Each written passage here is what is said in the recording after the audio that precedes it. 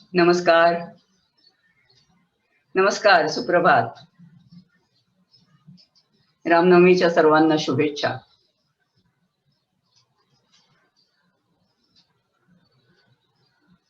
आज आपण ते जे 41वं पद आहे ते मागच्या भागात जशी आपण बघितली, थोडासा विनोद पण अतिशय मार्मिकपणे बोट ठेवणं माणसांच्या अंतर्गत विसंगतींवर, त्या स्वरूपाचंच 41वं पद आहे. आणि 42 ते 46 या पदांचा विषय मात्र वेगळा आहे. आपण जसजसं पुढे बघत जाऊ आपल्याला कळेल की कबीरांनी मृत्यूवरती आणि जगाच्या अनित्यतेवरती पुष्कळ वेळा आपले विचार मांडलेले आहेत. तर ही पद त्या विचारांची सुरुवातीची पद आहेत. तर आपण पहिलं पद आहे का 41वं हिंदीमध्ये. जो काय करता वर्ण विचारे, तो जनमत तीनी डांडी की नसारे. उत्पत्ति व्यंद कहाँ थे आया, ज्योति धरी अरु लागी माया. नहीं कोई ऊंचा नहीं को नीचा, जाका पिंड ताही का सींचा. जेतु बांभन बभनी जाया, तो आन बाटक वह क्या है ना आया. जेतु तुरक तुरक नहीं आया, तो भीतरी खतना क्यों न कराया. कह कबीर मधिम नहीं सोई, सो मधिम जामुखी राम न होई. किती साधं पण खरं सत्य सांगणारं हे पद आहे.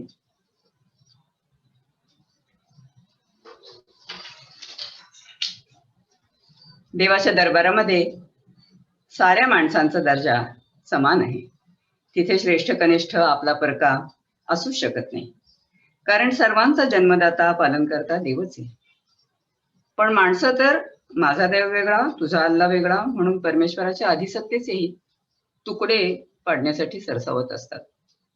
हे किती हास्यास्पद आणि चुकीचं आहे हे 41वं पद आपल्याला नजरेस आणून देतं. बघा मराठीमध्ये. तो करता जर वर्ण विचार, उपजत असते तीन प्रकार.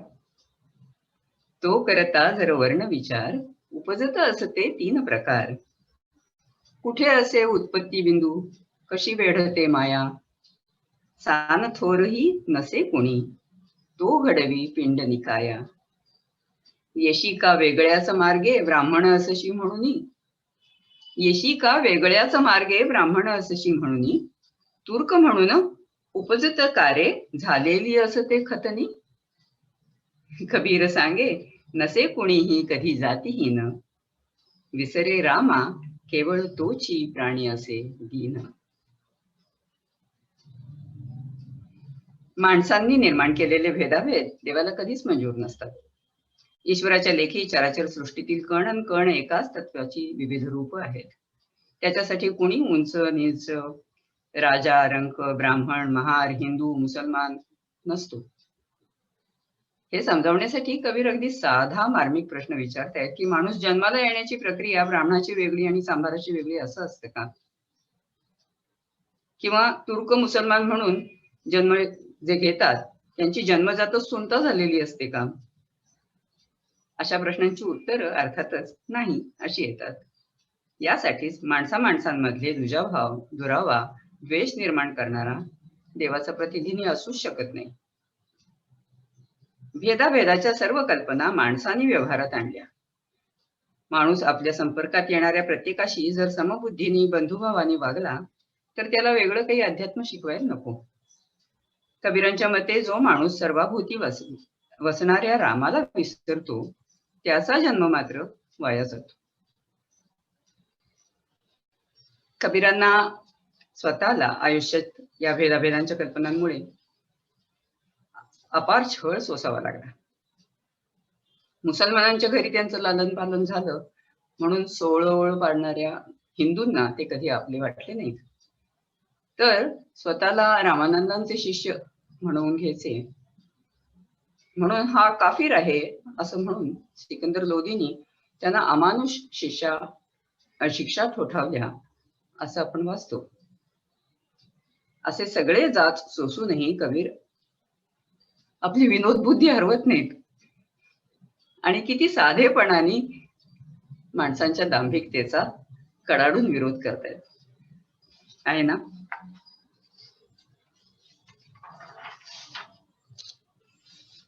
आता या पुढची पद थोडी वेगळ्या धर्तीची आहेत. 42वे जे पद आहे ते फारस मरण विचारावरती प्रकाश टाकत नाही, पण ते पद या विचाराची सुरुवात आहे की जे काही अनित्य आहे ते सर्व त्याचं अनित्यपण जर आपण जाणून घेतलं तर मग भीती, चिंता किंवा उदासपण उरत नाही.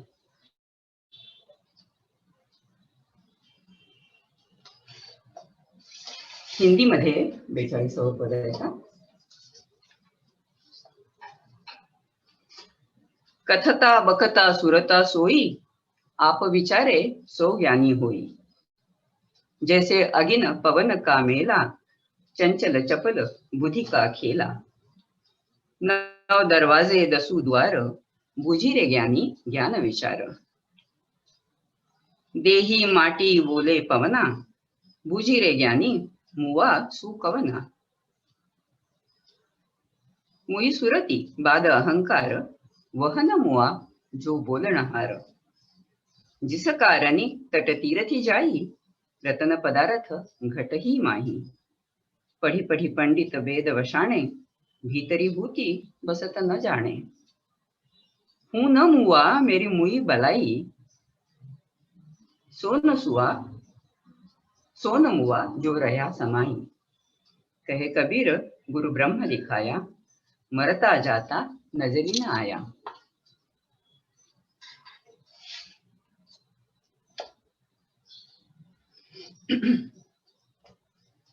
पहा मराठीत. कथितो वदितो स्मरतो तोची, कथितो वदितो स्मरतो तोची, ज्ञानी आत्मविचारेच की. जसा पवन अग्नीचा मेळ, चपल बुद्धीचा चंचल खेळ. 9 दरवाजे की 10 द्वारे, उमज ज्ञानी अज्ञान विचारे. 9 दरवाजे की 10 द्वारे, उमज ज्ञानी अज्ञान विचारे. मृण्मय देही वाजे पवन, ओळख ज्ञानामृत तो कवण. मृण्मय देही वाजे पवन, ओळख ज्ञानामृत तो कवण. सरे अहंता स्मृती मरताच, न मरे तो बोलविता बाप, न मरे तो बोलविता बाप. ज्यासाठी हिंडतोस तीर्थे, रत्न तेच अंतरात येथे. ज्यासाठी हिंडतोस तीर्थे, रत्न तेच अंतरात येथे. पंडित वृथाच पडतो वेद, अंतरीचा जाणीन भेद, अंतरीचा जाणीन भेद. मरण नमज मेली ती कटकट, झोप नुरे हरी जागरणात. सद्गुरु ब्रह्म दाखविती कबीरा, जन्म मृत्यूचा चुकला फेरा, जन्म मृत्यूचा चुकला फेरा. खर तर पदच इतकी सरळ सुंदर आहेत की त्यावर आपण काय बोलणार.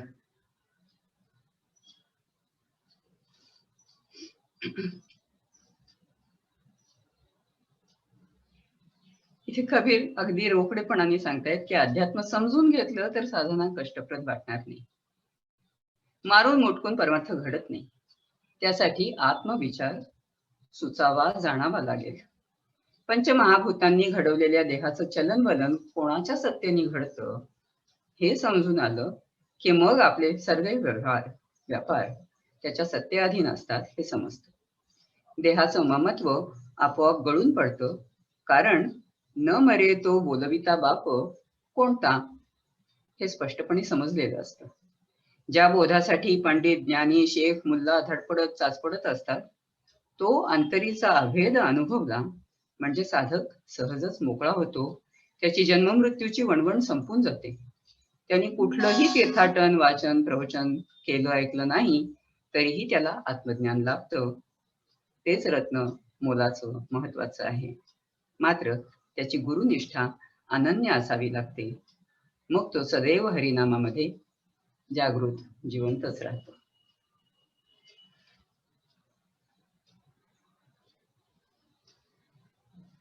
बोलविता बाप वेगळा आहे हे जाणायचं म्हणजेच नित्यानित्य विवेक करायचा. शब्दज्ञानाने वेदपठण केवळ निव्वळ वेळ वाया घालवणं आहे. देह ममता सुटायला लागते. ती सुटण्याचा एकमेव अचूक उपाय म्हणजे सद्गुरु शरणता. सद्गुरु शरणता आली तर ब्रह्मज्ञान ही सहज अवस्था होऊन भवभयाची समाप्ती होईल. आपण झोपेतून उठल्यावर जसं स्वप्नात पाहिलं, अनुभवलेलं खरं नाही हे चटकन लक्षात घेऊन जागेपणीच्या व्यवहाराला खरेपण देतो आणि त्यात घडून जातो. तसं खरी जाग आली की जगाचे व्यापार व्यवहार हे चपल बुद्धीचा चंचल खेळ आहेत ते उमगतं आणि पंचमहाभूतांनी घडवलेला देह, जन्म, मृत्यू हेही सगळं भ्रामक आहे. त्यांचं कळसूत्र अहंभाव हे नसून परब्रह्म सत्ता हे आहे, हे साधकाच्या प्रत्ययाला येतं. ही जाग आणण्याचं दुष्कर काम एक सद्गुरु कृपाच करू शकते. साधकाने निमूटपणे गुरूंवरती पूर्ण अभंग विश्वास ठेवून आत्मज्ञानासाठी योग्यता घडवली तर त्याला ब्रह्मदर्शन घडतं, असं कबीर इथे स्वानुभवाने सांगत आहेत. माणसाला सर्वात अधिक प्रिय असतो तो त्याचा जीव, आणि सर्वात मोठी भीती असते आपला जीव गमावण्याची, मृत्यूची. आपले कोणी प्रियजन काळमुखी पडले तर आपल्याला जो अनावर शोक होतो तोही काही अंशी या भीतीचाच आविष्कार असतो. आज ना उद्या आपल्यालाही हे जग सोडून जायला लागेल. मी माझं करीत जोडलेली नातीगोती, वैभव, मान सन्मान हे सगळं इथेच टाकून आपल्याला मग यमलोकात दिल्या केल्याचे हिशेब चुकते करायला लागणार, या कल्पनेने आपलं दुःख दसपट गहिर होत. वास्तविक पाहता नवजात बाळाला त्याचं नाव, गाव, ओळख हे सारं त्याच्या भोवतीचे इतर लोकच हळूहळू शिकवतात आणि त्याचं त्याच्या देहाशी पक्क नातं जोडून टाकतात. याचा अर्थ असा की माझं मी पण ही इतर लोकांनी घडवलेली एक सांकेतिक कल्पना आहे. परंतु आपण जसजसं मोठं होत जातो तसतशी मी आणि देह यांची सांगड अधिकच दृढ होत जाते. त्यामुळे आपण आपला देह म्हणजेच आपलं अस्तित्व असं समजू शकतो. खरं पाहिलं तर आपण जेव्हा आज माझं डोकं दुखतंय किंवा हात मोडला तेव्हा डोकं किंवा हात माझ्याहून वेगळे आहेत असंच अभिप्रेत असतं. म्हणजे मी म्हणजे माझा हात किंवा डोकं नाही, मी काहीतरी स्वतंत्र निराळा आहे हे आपल्याला ठाऊक असतं. तरीही पंचमहाभूतांनी घडवलेला देहच मी आहे असं आपण धरून ठेवतो. त्या देहाच्या संयोगाने आलेली सुखदुःख कवटाळून बसतो आणि हरप्रयत्नाने देह अबाधित राखण्याचे उपाय करत राहतो. खरं तर या जन्मातून पुढच्या जन्मात जाणं हे जुनं वस्त्र टाकून नवीन कपडे करण्यासारखं आहे असं गीतेत भगवंत आपल्याला सांगतात. पण आपण ते समजून घेण्याचा प्रयत्नच करत नाही. तर ही पुढची 4 पद आपल्याला कबीरांचे देह आणि मृत्यू संबंधीचे विचार स्पष्ट करून सांगतायत. 43व पद आहे का? हमन मरे मरी है संसारा, हमन मरे मरी है संसारा, हम क्यों मिला जियावनहारा. अब न मरू मरने मन माना, तेई मुळे जिनी राम न जाना. साकत मरे संत जन जीवे, भरी भरी राम रसायन पीवे. हरि मरी है तो हम हूँ मरी है, हरि न मरे हम काहे को मरी है. कबीर मन मन ही मिलावा, अमर भय सुख सागर पावा. आम्ही न मरतो मरते जगत, आम्ही न मरतो मरते जगत, आम्हा भेटला तो संजीव ग, आम्हा भेटला तो संजीव ग, आम्हा भेटला तो संजीव ग. मनास कळले मरण नूरले, मनास कळले मरण नूरले, ते मेले ज्या रामनु मजले, ते मेले त्या जा रामनु मजले. तांत्रिक मरती मरतीन सज्जन, ते तर प्राशिती राम रसायन. हरी मरतील तर मरू रे आपण, हरी मरतील तर मरू रे आपण, हरी न मरता आम्हान मरण, हरी न मरता आम्हान मरण. कबीर म्हणे मन उन्मनी मिळुनी, कबीर म्हणे मन उन्मनी मिळुनी, अमर होऊनी सुख सागरा, सुख सागरी मी. ज्या माणसाची देहाशी निगडीत सुखदुःखांची कल्पना संपली नसेल, तो माणूस येनकेन प्रकारेने हर प्रयत्नाने कष्ट करून मंत्र तंत्र जप जाप्य व्रत उपचार करून आपलं आयुष्य सुखी करू पाहतो, लांबू पाहतो. आणि तरीही काळ आला की त्याला या जगाचा निरोप घ्यावाच लागतो. त्याच्या इच्छा वासना तृप्त झालेल्या नसल्याने त्याला मरण वेळ अतिव दुःखद होते. उलट ज्या माणसाला अविनाशी चिरंतन आनंद रूप रामच एकमात्र करता करवता आहे हे पूर्णपणे उमगलं असेल, तो इहलोकातल्या सर्व व्यापातापात देखील रामाशी जोडलेला राहतो.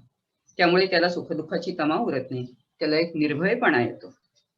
समर्थ म्हणतात, आम्ही काय कोणाचे खातो रे, तो राम आम्हाला जेतो. हा बेदरकारपणा रामावरच्या अखंड निष्ठेतून त्यांनी आणि कबीरांनी मिळवला. चिरंतन आत्मतत्वाची सर्व प्राणीमात्रांच्या अंतरामध्ये संजीवनी संचारित करणाऱ्या रामाची ओळख पटल्यानंतर त्यांच्या मनाचं उन्मन होऊन त्यांना अखंडित भेटी रघुराज योगू असा घडला. त्यामुळे ते निश्चंक, निर्भय आणि अमर झाले. म्हणूनच कबीर म्हणतात की सज्जनांना रामरसायनाचं अमृत मिळून ते मरणातीत होतात. मन उन्मनाशी चित्तत्वाशी एकरूप झाल्यामुळे आपण नित्य निजानंदामध्ये सुखसागरामध्ये रममाण होतो. हा रोकडा अनुभव कबीर इथे नमूद करतात. याचं कारण त्यांना आलेलं निजरूपाचं भान. या पुढच्या पदामध्ये ते स्पष्टच सांगतात की 5 महाभूत एकत्र येऊन जशी देहाची घडण होते, त्याप्रमाणेच ती महाभूत विलग झाल्यानंतर देह उरत नाही. स्वर्ग नरक इत्यादी आपली सगळे नुसते कल्पना विलास आहेत. देहाशी तादात्म्य कल्पना कारणाने आपण सर्व कर्मांचं कर्तृत्व आपल्याकडे घेतो. म्हणून कर्मबंध आणि केलेल्या कामांची शुभाशुभ फळं आपल्याला भोगावी लागतात. जर ते कर्मबंधच नसतील तर आपण निर्मल चैतन्य रूपच अनुभवू शकू. तत्वज्ञानी लोक आपल्याला उदाहरण देतात की जसा पाण्यातला घडा पाण्यात फुटला तर पाण्यामध्ये काही उणं अधिक होत नाही, त्याचप्रमाणे एखादा देह पंचत्वात विलीन झाला तर त्याच्या उत्पत्ती स्थिती लय या अवस्था संपून तो चित्तत्वात सामावून जातो. पृथ्वी आप तेज वायू आकाश या पंचमहाभूतांपैकी सर्वात जड पृथ्वी तत्व आणि सर्वात सूक्ष्म आकाश तत्व असतं. म्हणून कबीर इथे म्हणतात की खरं तर सर्व चराचर व्याप्त अनादी अनंत असं काही असेल तर ते फक्त आकाश गगन, त्या पोकळीमध्ये आभासमय जग उपसतं आणि त्यातच ते विलय पावतं.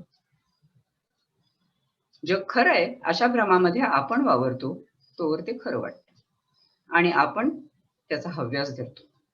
पण गीतेच्या 15व्या अध्यायामध्ये सांगितलेल्या असंग शस्त्रांनी त्याचा समूळ नाश करणंही आपल्याच हाती असतं. आपण केवळ कर्मसंग सोडला पाहिजे. पण हे तत्वज्ञान अनुभवानेच उमजलं तर खरं वाटेल, नाहीतर मन शंकाकुलच राहील. तर पद 44 एका हिंदीमध्ये, कौन मरे कौन जन्मे आई, सर्ग नरक कौने गती पाई, पंचतत अविगत थे उत्पन्ना, एक एकिया निवासा, बिछुरे तत किरी सहज समाने, रेख नहीं आसा. जल में कुंभ कुंभ में जल, बाहरी भीतरी पानी, फूटा कुंभ जल जल की समाना यहु तत कथो ज्ञानी। आदे गगना अंते गगना मध्य गगना भाई, कहे कबीर कर्म किस लागे झूठी संख उपजाई। मराठीत ऐका। कोण मरे अन कोण उद्भवे, पुन्हा नरक स्वर्ग कोण पावे। उपजणी आधी अविकारी तत्वे, नांदत होती सुखे एकत्वे। विखरती पुन्हा तिथेच विरती, आशा रेखा काही न उरती। जळी कुंभ कुंभात जळ असे, जळी कुंभ कुंभात जळ असे, सबाह्य अभ्यंतर पाणी। कुंभ भंगता जळजळात मिसळे, तत्व सांगती ज्ञानी। आधी गगन अंती गगन मध्येही गगनच असते, कबीर म्हणे कर्म संगाने खोटी शंका उगाच निपजे। ही शंकाकुलता आपणच निर्माण करत असतो, कारण आपल्या जीवाचं मूळ रूप देह नाही हे आपल्याला पटतच नाही। जर गुरुकृपेने आपल्याला आत्मभान आलं तर आपण जन्म मरणाच्या पलीकडे असलेलं आपलं चिन्मय रूप अनुभवू शकू।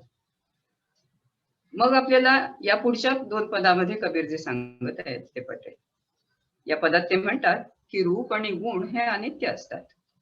माणूस बालपणी दिसतो तसा तरुणपणी दिसत नाही। त्याचप्रमाणे मरणाने त्याचा फार तर देह बदलेल, पण जग उगीचच मरणाचा बाऊ करतो।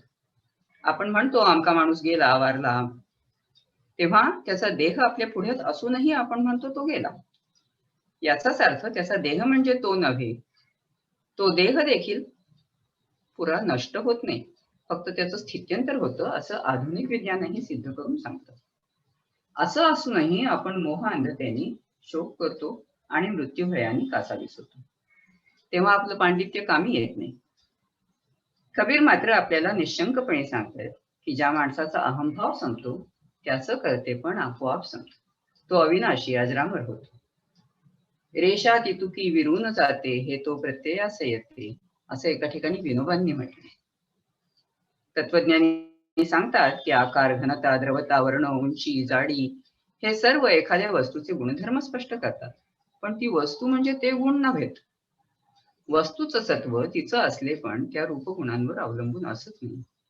या चिरंतन असलेपणाचा ज्याला स्वतःला प्रत्यय येतो त्यालाच हे तत्वज्ञान पचनी पडतं, त्याला आपल्या देहनिरपेक्ष स्वरूपाचा बोध होतो।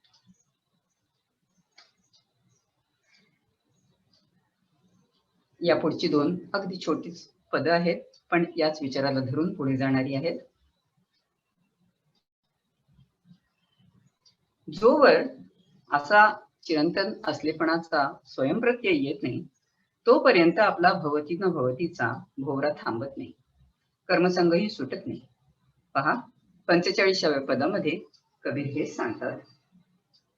हिंदीतून ऐका। कौन मरे कहूं पंडित जना, तो समझाई कहो हम मना। कौन मरे कहूं पंडित जना, सो समझाई कहो हम सना। माटी माटी रही समाई, पवने पवन लिया संगी जाई। कहे कबीर सुनी पंडित गुनी, रूप मुआ सब देखे गुनी।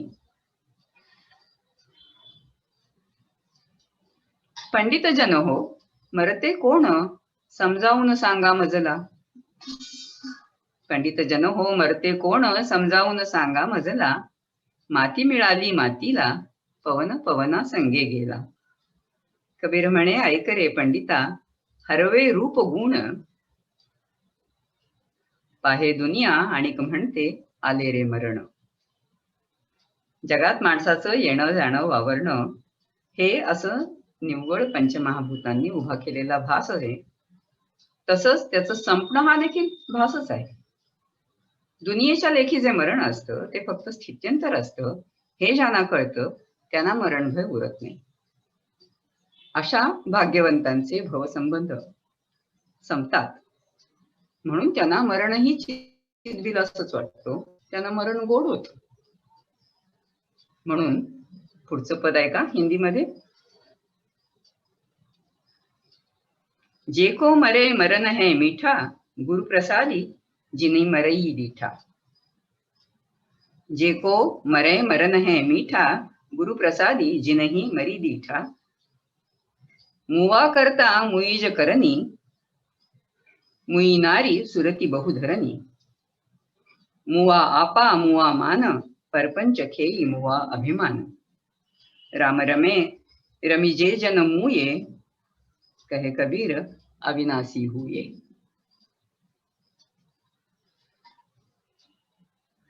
तर भोगिले मरण गुरुप्रसादे, तयांना मरण गोड झाले। मृताचे करते पण मेले, नारी मरताच प्रेम सरले। प्रपंचासवे भान गेले, तयांचे अहम भाव जिरले। रमुनी रामी जे मेले, कवीरा ते अविनाशी झाले। आपले लोभ मोह प्रेम सगळं किती खोटं तकलादू असतं हे दाखवून देण्यासाठी कबीर अगदी साधं उदाहरण देतात की एखाद्याचं प्रिय माणूस आई पत्नी किंवा मूल वारलं तर तो माणूस काही स्वतःला त्यांच्या बरोबर संपवून टाकत नाही किंवा आपल्या प्रिय माणसाचे साधे देहकष्ट देखील त्याला नीटसे समजत नाही। या बोटाची कळ त्या बोटाला नसते हे जर खरं तर आपल्याला हेही पटावं की आपलं अस्तित्व सुखदुःखांच्याही पलीकडचं असतं। पण ही साधी वाटणारी समज आपल्याला केवळ गुरुकृपेने येऊ शकते। त्यासाठी जे जे काही घडतं बरं वाईट मनाजोगं किंवा मनाविरुद्ध ते सारं गुरुकृपया घडतं अशा अचल विश्वासाने ते स्वीकारण्याची ताकद कमवावी लागते। तशी ताकद ज्या भाग्यवंतांना येते ते जन्म मरणातील रामरूपी विराम पावतात। आज इथेच थांबूया। नमस्कार।